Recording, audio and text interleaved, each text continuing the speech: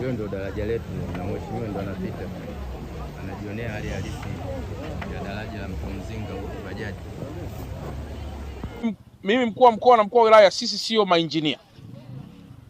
Jambo ambalo nitalifanya kwa haraka, mainjinia wa TARURA itabidi wafike hapa kwa haraka wanijibu maswali kadhaa.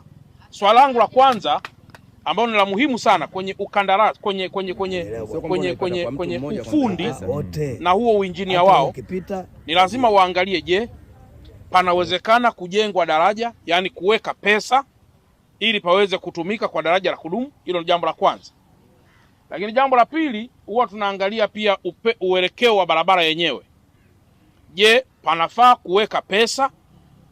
Alafu tunakuja tunakaa mezani kuangalia, tukisema tuipitishe barabara hapa na daraja hapa na barabara hiyo kuelekea huko, gharama zake kwa ujumla zinaweza zikawa ni shingapi? Na kama zitakuwa ni kubwa, tuangalie option ya pili, tunaweza tukakatisha wapi ili wananchi waweze kupita.